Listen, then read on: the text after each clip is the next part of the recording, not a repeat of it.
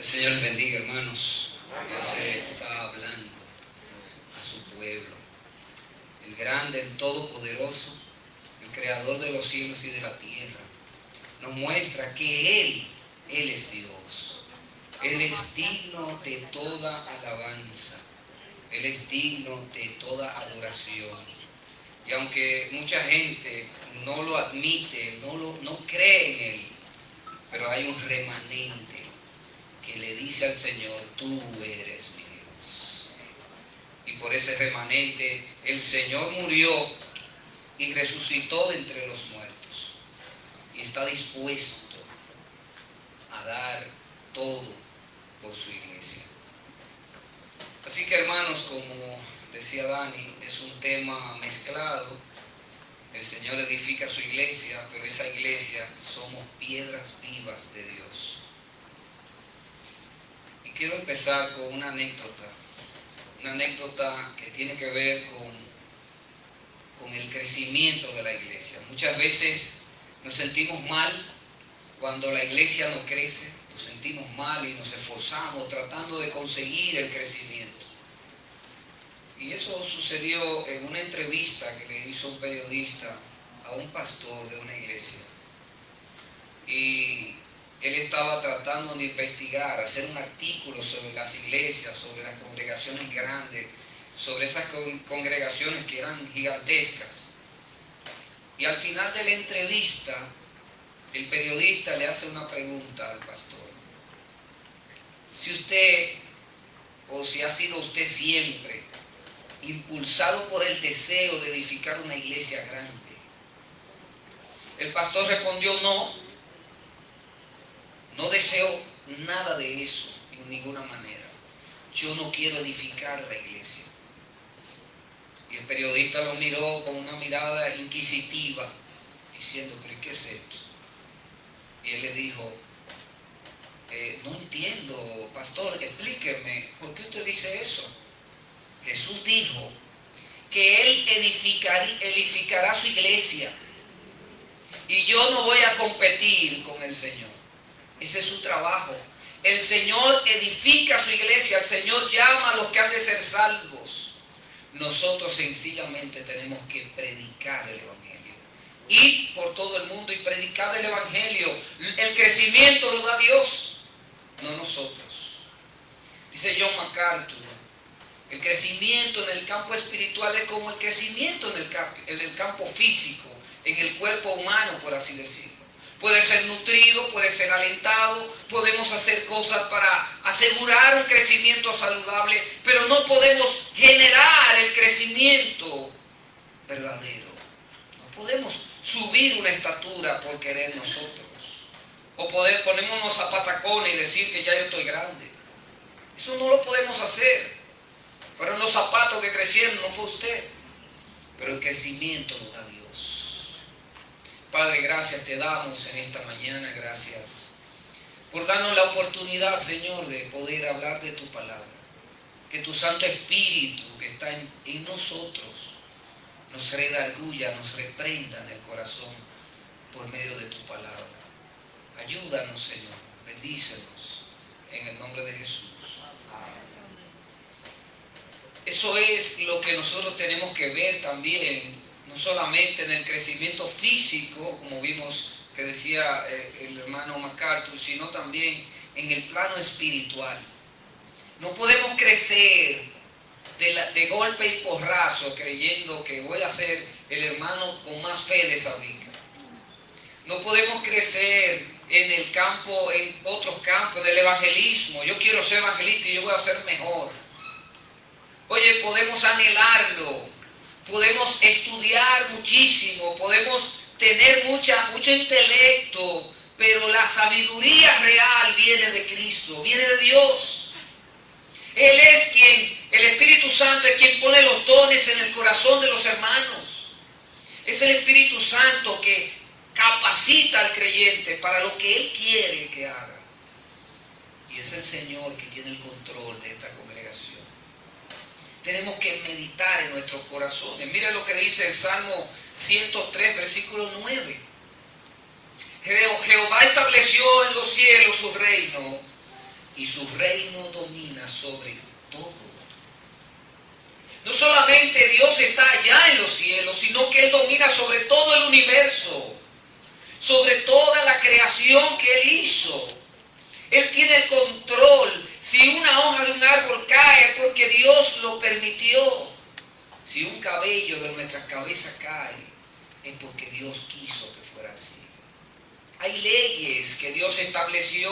Cuando Dios vio que la tierra estaba desordenada y vacía, dijo Dios, apártese las aguas de la tierra, y comenzó a hacer, dictaminar leyes sobre la naturaleza. Le dijo al mar, no pasarás de aquí. Él sostiene la tierra con su mano invisible. Él nos cuida, Él nos sustenta. Y eso demuestra que Dios tiene el control, no solamente de toda la naturaleza que cuenta la gloria de Dios, sino también que Él tiene el control aún de su iglesia. Él tiene el control de cada uno de nosotros. A veces no comprendemos por qué pasan cosas en nuestras vidas, pero sí sabemos que en la voluntad de Dios Él está haciendo lo que no entendemos, pero más adelante lo veremos. Dios obra a través de todas las cosas que nos rodean. El crecimiento numérico de una iglesia no es de un esfuerzo humano, sino de la voluntad del Dios soberano que está dispuesto a que eso pase. Nuestro trabajo es mantener el enfoque bíblico, agresivo y sano delante de Dios, y dejar al Señor que obre y añada a las personas a su iglesia. Como dice Hechos capítulo 2, versículo 47, y el Señor añadía cada día a la iglesia los que habían de ser salvos. Hermanos, cuando vemos el contexto de este capítulo, entendemos en qué posición estaba la iglesia en ese momento. La iglesia estaba regocijada, no tenían las cosas de ellos como para ellos, sino que compartían todas las cosas. No tenían ningún interés.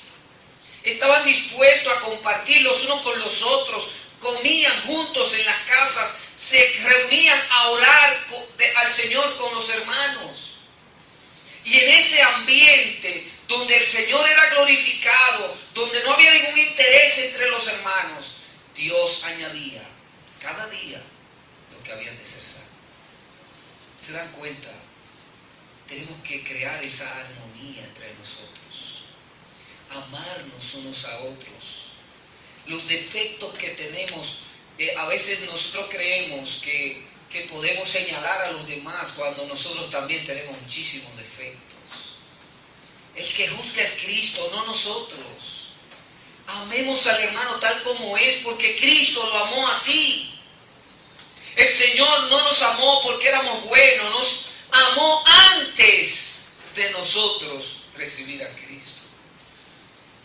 Él nos llamó y nos eligió y nos dio vida y vida en abundancia. De la misma manera, nosotros debemos depender totalmente del Señor. No debemos olvidar que edificar la iglesia es su obra, es la obra de Dios, es la obra del Espíritu Santo que está obrando para que la obra de Cristo sea cumplida, para que el Cristo vuelva otra vez y se lleve a su iglesia, pero la obra debe ser completada. Y Dios lo sabe, y Él está trabajando en eso. Nosotros tenemos que estar conscientes de eso. La nuestra consiste, como dije hace un rato, por todo el mundo, ir y predicar el Evangelio a toda criatura.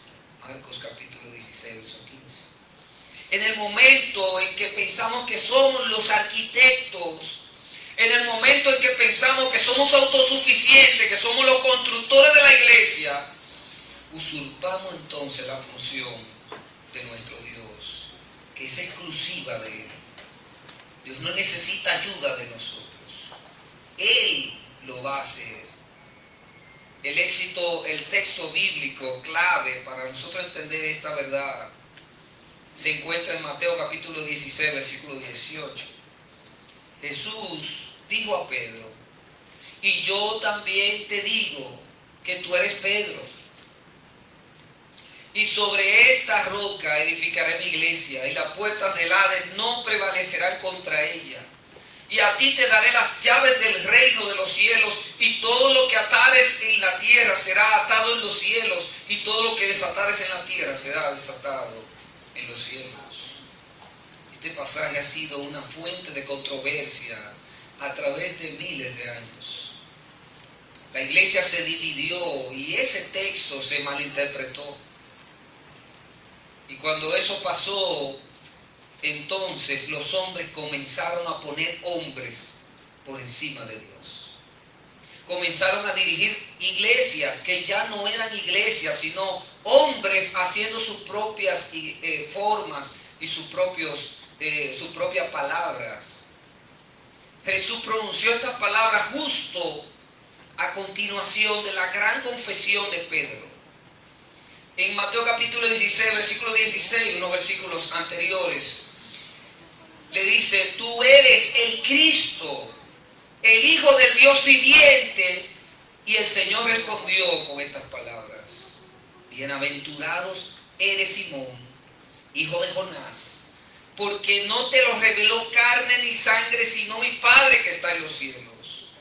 Y de esta manera destacó la soberanía de Dios al conducir a Pedro a la verdad y a la fe. Pedro estaba reconociendo que Cristo es el Hijo de Dios, que Cristo es Dios por encima de todos los hombres, y que nosotros tenemos que reconocerlo también como creyentes. Luego Jesús dice: tú eres Pedro, y sobre esta roca edificaré mi iglesia. Sobre la base de esa afirmación, la Iglesia Católica enseña que la iglesia está edificada por un hombre, porque se malinterpreta el texto. Estaba edificada sobre Pedro, y ahí la sucesión papal, y poniendo al Papa como el corazón de la autoridad divina sobre la tierra. Por eso la iglesia se divide, porque los hombres comenzaron a adorar a los hombres, no a Dios. Y luego surge la iglesia evangélica, la iglesia protestante, como le llaman también. Y el nombre Pedro, en este caso, significa una piedra pequeña. Pero el texto no está hablando de una piedra pequeña, está hablando de una roca, de una piedra grande, una piedra del ángulo. Y es por eso que el texto fue malinterpretado. Esta roca, dice el texto, que significa una piedra grande. Nosotros creemos que la roca se refiere a Cristo por la declaración de Pedro en el verso 16. Tú eres el Cristo, el Hijo del Dios viviente.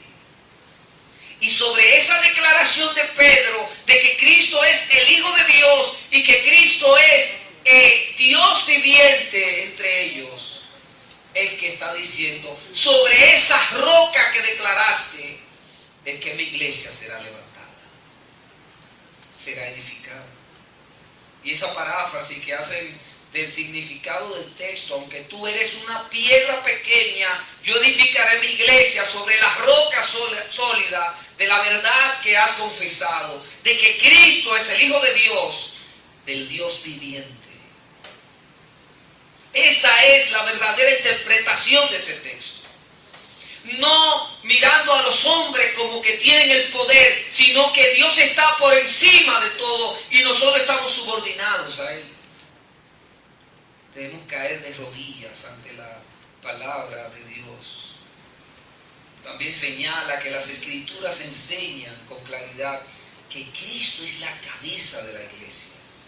Efesios 5:23 dice: porque el marido es cabeza de la mujer, y así como Cristo es cabeza de la iglesia, la cual es su cuerpo. La iglesia es el cuerpo de Cristo y Él es su Salvador. Es el Señor el que domina sobre todos nosotros.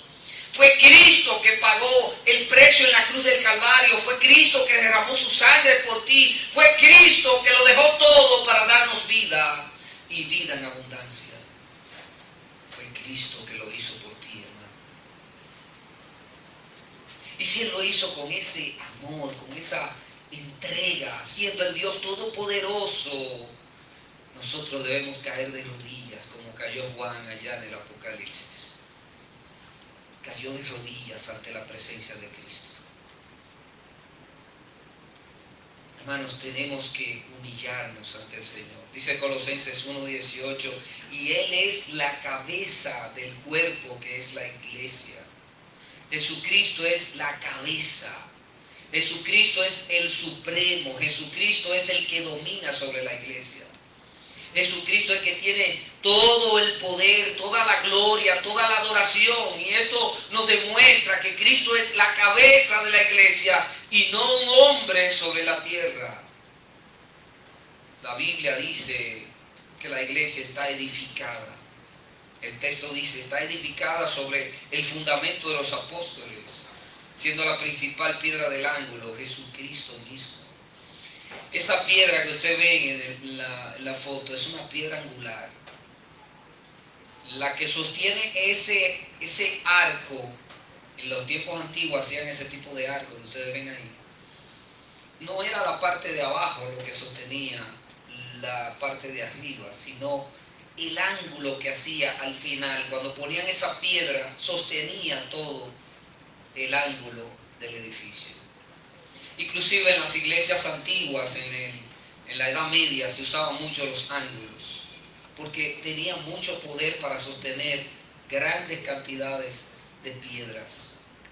Y ese ángulo que vemos ahí es una piedra que al final de la estructura, cuando se está acabando, se pone esa piedra porque es la más fuerte, la que sostiene todo el edificio. Entonces Jesucristo está diciendo que Él es la piedra del ángulo, que Él es el que sostiene. Los discípulos al principio hicieron un fundamento, pero sobre la base de Cristo. Y Jesucristo es el que sostiene a su iglesia. La iglesia es un edificio compuesto por piedras vivas. Primera de Pedro capítulo 2 versículo 5. Piedras vivas edificado como casa espiritual, sacerdocio santo, para ofrecer sacrificios espirituales aceptables a Dios por medio de Jesucristo. Cuando no teníamos a Cristo, estábamos muertos en nuestros delitos y pecados. No podíamos pertenecer al edificio que Dios está haciendo. No podíamos pertenecer a la iglesia que Dios está edificando porque estábamos muertos en nuestros delitos y pecados y Cristo nos ha dado vida. Y cuando nos da vida, entonces ya no estamos muertos, ya no estamos sin ninguna intención de no adorar a Dios. Estamos al contrario. Somos piedras vivas como una casa espiritual. Somos casa del Espíritu Santo, templo del Dios viviente. Está en nosotros. En el momento en que creímos, recibimos el Espíritu Santo en nuestros corazones. Somos sacerdocio santo, nos consagramos a Dios y buscamos su palabra y escudriñamos las Escrituras y la enseñamos para ofrecer sacrificios espirituales a Dios. ¿Qué hacían los sacerdotes en la antigüedad? Ofrecían sacrificios. Ya no tenemos que ofrecer un macho cordero, no tenemos que llevar unos palomitas para ser sacrificadas. Cristo fue el sacrificio perfecto una vez y para siempre. Los sacrificios que tenemos que hacer muchas veces es renunciar a las cosas que sabemos que a Dios no le gustan, no le agradan. Y que a Dios le agrada que hagamos lo correcto. Esas son las cosas que tenemos que edificar en nuestras vidas, que sean aceptables a Dios por medio de Jesucristo. Es el Señor que nos da la oportunidad de pertenecer a este edificio que Dios está haciendo desde años, siglos atrás. Estamos hablando que la iglesia empezó en el siglo I, por así decirlo. Y ahí comenzó Dios a edificar a su iglesia, llamando a aquellos que han de ser salvos. Y hoy todavía la iglesia de Cristo está siendo edificada. Porque cuando se ponga el último bloque sobre la iglesia de Cristo, dice la palabra de Dios que el Señor mismo, con voz de mando, con voz de arcángel, con trompeta de Dios descenderá del cielo. Y los muertos en Cristo resucitarán primero. El Señor no dejará su iglesia aquí en la tierra. Él se la llevará con Él. Él vendrá a buscar a su iglesia. Por eso no estamos muertos, hermanos. Y quiero aclarar esto. El que se une a Cristo en espíritu es uno con Él. No va a morir eternamente, sino que vivirá, dice la palabra de Dios. 1 Corintios 6, 17. Porque el que os toca, eso es Zacarías capítulo, el que dije anteriormente, el que se une al Señor, un espíritu es con Él. 1 Corintios 6, 17. En el Antiguo Testamento aparece un pasaje paralelo a esta enseñanza. Zacarías capítulo 2, verso 8, porque el que os toca, toca a la niña de mis ojos. La niña de los ojos del Señor. Es como se refiere a la pupila del ojo. Dios quería decir que quienes persiguen a los hijos de Dios, quienes persiguen a Israel en este caso, en el Antiguo Testamento, es como si estuviesen metiendo un dedo en el ojo de Dios. Y Dios va a pagar esa afrenta delante de Él. Esa es la misma clase de relación que Cristo tiene con su iglesia. Celoso con su iglesia, celoso con sus hijos. Mateo capítulo 18, 6 dice: y cualquiera que haga tropezar a uno de estos mis pequeños que creen en mí, mejor le fuese que se le colgase en el cuello una piedra de molino de asno y que se le hundiese en el fondo del mar. El Señor dice: mía es la venganza, yo pagaré. No la cobre usted, deje que sea el Señor. Y así usted se libra de meterse en ese lío. Jesús estaba presentando aquí en este texto que leímos el Hades como una prisión, indicando que sus puertas no serían capaces de contener, de aprisionar a su iglesia. El Hades es la residencia de los muertos. Es el equivalente en griego al Seol. Es un lugar de espera. Es un lugar donde las personas que no tienen a Cristo esperan ahí. Recuerdan que cuando el hombre rico fue llevado al cementerio, pero fue al Hades. Cuando Lázaro murió, dice el texto, fue llevado por los ángeles al seno de Abraham. No fue al Hades.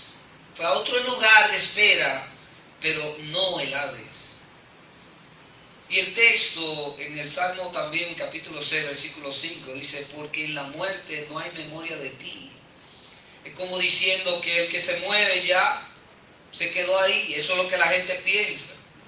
Jesús no hizo aquí una alusión al tormento en el infierno. Jesús no está diciendo que el cristiano va a estar en el infierno en este texto, sino que quería decir que la muerte misma no puede retener a los elegidos de Dios. No lo va a retener por mucho tiempo. Las puertas de la muerte no pueden retener a Jesús, no pudieron retener a Cristo. Resucitó al tercer día y tampoco puede cautivar o poner en cautiverio a los hijos de Dios. 1 Corintios capítulo 15, versículo 55 dice: ¿dónde está, oh muerte, tu aguijón? ¿Dónde, oh sepulcro, tu victoria? Ya que el aguijón de la muerte es el pecado, y el poder del pecado la ley. Y dice el texto: más gracias sean dadas a Dios, que nos da la victoria por medio de ¿quién? De Jesucristo nuestro Señor. Es Cristo que nos da la victoria sobre la muerte. Moriremos como todos los mortales si Cristo no ha venido. pero seremos levantados juntamente cuando Cristo vuelva.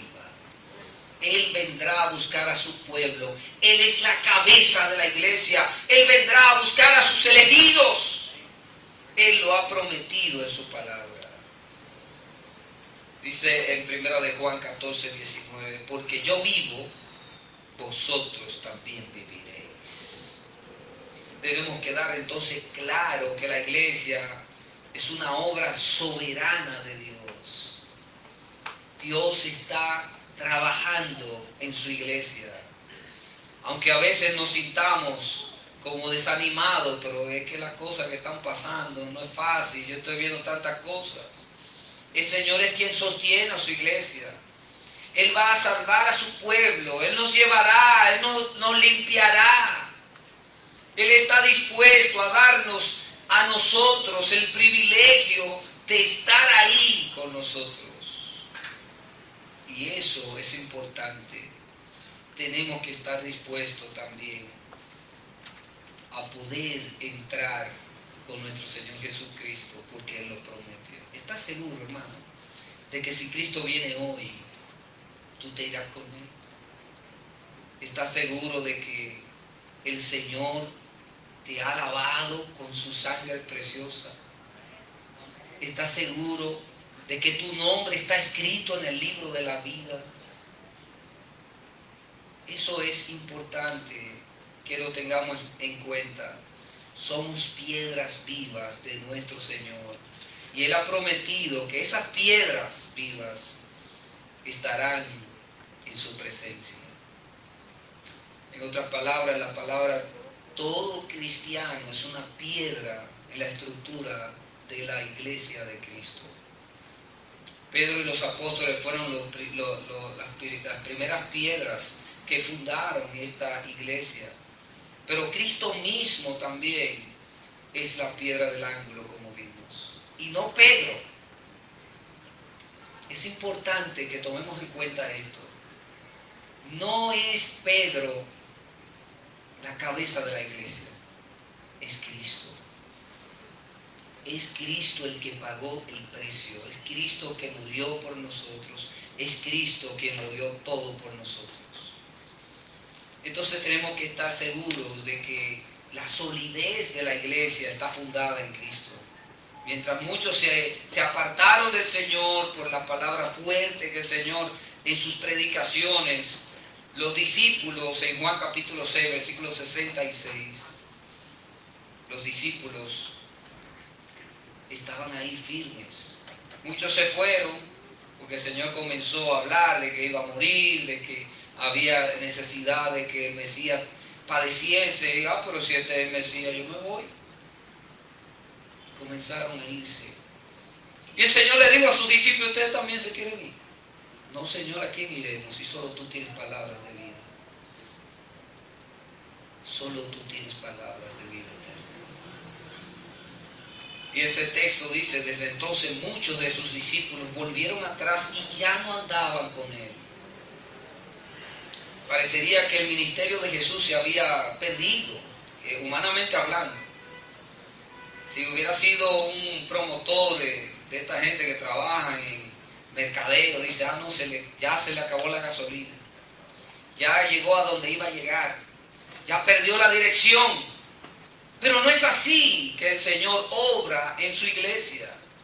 El Señor te tiene todo bajo control. Él sabe lo que va a pasar mañana. Él sabe lo que vamos a hacer hoy. Los judíos esperaban un Mesías que peleara con los romanos y venciera y volvieran a reinar como antes. En cambio, Jesús hablaba de pecado y hablaba de paz. Fue en ese contexto de todas estas emociones que Jesús les aseguró: yo edificaré mi iglesia. En un momento donde todo el mundo creía que se iba a acabar todo, el Señor dice: yo estoy comenzando. Ahora que yo estoy comenzando.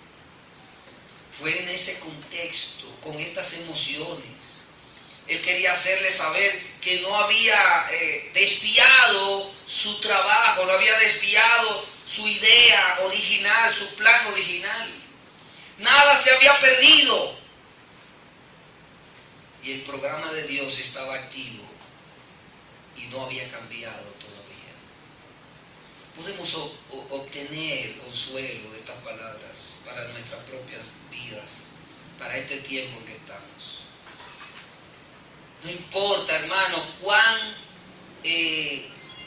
acosada esté la iglesia, no importa cuán perseguida estemos, no importa cuántos problemas tengamos encima, cuán rechazada esté, cuán calumniada esté la iglesia. Puede parecer que nosotros veamos esto, ya esto se está acabando, el fundamento de la iglesia se perdió. El Señor no abandonará a sus escogidos. El Señor está dispuesto a pelear por nosotros. Aunque estemos desanimados, Él dice, clama a mí y yo te responderé. Yo te levantaré el ánimo cuando estés caído. Yo te pondré en un lugar especial. Y Él promete darnos todas esas cosas. Cuando el pueblo de Dios entonces parezca haber llegado a su punto débil máximo, debemos mirar de nuevo a esta realidad. Jesucristo todavía está edificando su iglesia. Hermanos, el Señor está edificando su iglesia. Está edificando tu vida. Te está preparando para algo que Él va a hacer contigo. Tenemos que escuchar la voz de Dios por medio de las Escrituras. Tenemos que buscar al Señor ahora. Este es el tiempo donde la iglesia debe estar de rodillas todo el tiempo delante de Dios. Y debemos estar sentados en la casa. No, predicando el Evangelio. Ahora se están perdiendo más personas que nunca. Se están muriendo más personas que nunca. No pueden escuchar el Evangelio porque se van con el COVID, se van con una fiebre alta, se van con un infarto, se están yendo sin Cristo. La iglesia debe predicar a Cristo para que Él llame a aquellos que han de ser salvos. Cuando Jesús dijo, yo edificaré mi iglesia, Él dio la garantía más fuerte del éxito final de la iglesia. Porque el Señor es el Todopoderoso. Y si Él es con nosotros, ¿quién contra nosotros? Él promete que su iglesia será protegida por Él mismo. El Padre me cuida esas ovejas y el Señor la tiene en sus manos. Y el Padre dice, ¿quién las arrebatará de mis manos? Él promete cuidarte. Él promete protegerte. Y hay una intimidad en el texto, en ese texto. Las palabras de Jesús también hablan de una intimidad sagrada. Edificará la iglesia, no es una empresa impersonal para Él. Edificar a su iglesia no es algo que Él lo tiene de lejos. La iglesia es su propia posesión. Es de Él. Él la compró con un precio muy caro. Su propia vida, su propia sangre fue derramada. Edificar la iglesia no es una empresa entonces impersonal para Él. La iglesia es su propia posesión preciosa. El Señor te ama más que lo que tú piensas. El Señor sabe lo que hay en tu corazón. El Señor conoce tus debilidades y mis debilidades. Todos tenemos algún defecto que nos hace a nosotros caer de rodillas. Y Dios lo hace con la intención de que recordemos que somos humanos pecadores, lavados por la sangre preciosa de Cristo. ¿Qué hace un pecador cuando peca? No hace nada. Dice que eso lo hace todo el mundo, eso no es ningún problema. Pero cuando el creyente peca, hay algo en su corazón que le dice, debes reconciliarte con tu Señor. Y caemos de rodillas y le pedimos perdón al Señor por lo que hayamos hecho. Y eso nos hace a nosotros ser personal de Cristo. Estamos más cerca de Cristo de lo que nosotros pensamos. Él está en nosotros por medio de su Santo Espíritu. Edificar la iglesia, entonces, no es una empresa impersonal para Él, es algo muy propio para Él. Hechos capítulo 20, versículo 28 dice, habla de la iglesia del Señor, la cual Él ganó por su propia sangre. Recordemos a Saulo de Tarso, que persiguió la iglesia. Y el Señor se le apareció camino a Damasco y preguntó en Hechos capítulo 9, versículo 4. Saulo, Saulo, ¿por qué me persigues? ¿Estaba Saulo persiguiendo al Señor? Literalmente. No, pero él estaba persiguiendo a su iglesia. ¿Y de quién era la iglesia? De Cristo. El Señor estaba enfrentando a Pablo diciéndole, tú estás persiguiéndome a mí. Quien persigue a los hijos de Dios está persiguiendo al mismo Dios. Y debemos estar conscientes de esto. Quienes atacan a la iglesia están atacando a Cristo. El que se une al Señor, un espíritu es con Él. En 1 Corintios capítulo 6, versículo 17, en el Antiguo Testamento también aparece un pasaje, ese pasaje de Zacarías que vimos ahorita. Y nosotros podíamos ver todo esto y nos damos cuenta de que la muerte no prevalecerá contra la iglesia, de que nosotros no tenemos a la muerte como el cuco, sino que tenemos a la muerte como victoria. Cuando morimos en Cristo, reinaremos con Él, hermanos. No estamos muertos eternamente para siempre. Estamos muriendo. Cuando morimos, cuando muere el creyente, está esperando ser levantado con Cristo. En el momento en que Cristo venga, se llevará a su iglesia, a los muertos en Cristo, y luego aquellos que habremos quedado seremos arrebatados juntamente con los que murieron. Estaremos para siempre con el Señor. El Señor es quien sostiene entonces a su iglesia y nos va a salvar a todos los que somos su pueblo y nos llevará limpios ante el Padre porque Él nos sostiene y nos defiende y nos ha limpiado con su preciosa sangre. Hermano, es suficiente. No necesita más nada. No te sientas afligido, no te sientas que los tiempos están difíciles. Espera en el Señor. El Señor tiene el control, recuerda de eso. El Señor todavía está edificando a su iglesia. El Señor todavía está dando esperanza. El Señor todavía está haciendo milagros en este tiempo. El Señor todavía está dando fortaleza a aquel que lo pide. Si lo necesita, clama a mí, dice el Señor. Él promete estar ahí. ¿Sabe por qué? Porque tú perteneces a su iglesia. Tú perteneces a su cuerpo. No importa cuántos esfuerzos hagamos humanamente hablando para crecer, hacer crecer a la iglesia de Sabica, si no reconocemos que quien la edifica es Cristo. Es Cristo quien edifica esta iglesia. ¿Quiere decir que yo me voy a quedar con los brazos cruzados? Usted tiene que hacer su trabajo. Pero no se lamente porque otros no vienen a Cristo. Espere en el Señor. Vivamos para Él.